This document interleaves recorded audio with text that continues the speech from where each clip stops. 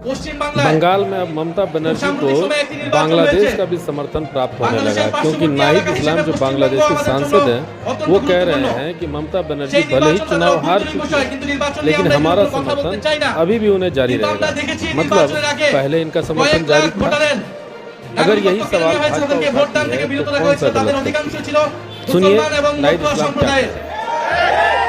এবং আমি সংসদে এটা বলেছি, আমরা বলেছি এই যে মুসলমানদেরকে সেখানে নির্যাতন করা হচ্ছে, তাদের ভোটাধিকার কেড়ে নেওয়া হচ্ছে, এটার প্রভাব বাংলাদেশেও পড়বে।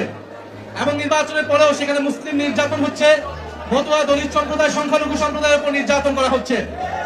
আমরা একটা কথা সুস্পষ্টভাবে বলতে চাই, আপনাদের উদ্দেশ্যে বলতে চাই, পশ্চিমবঙ্গের এই নির্বাচনের ফলাফলের পরে বাংলাদেশের দায়িত্ব অনেক বেড়ে গিয়েছে।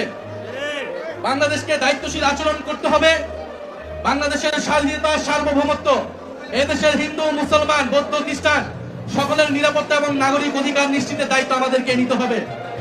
এবং আমাদের শত্রুপক্ষ যারা বাংলাদেশ বিরোধী, বাংলাদেশের স্বার্থ বিরোধী, তারা নানা উস্কানি দিবে, নানা সাম্প্রদায়িকতা ছড়ানোর চেষ্টা করবে, তারা নানা প্রপাগান্ডা করবে। আমাদেরকে এই বিষয়ে সচেতন থাকতে হবে। আমরা এটা দেখিয়ে দিব দক্ষিণ এশিয়ায় সংখ্যালঘুদের জন্য সবচেয়ে নিরাপদ স্থানটি হবে এই বাংলাদেশ।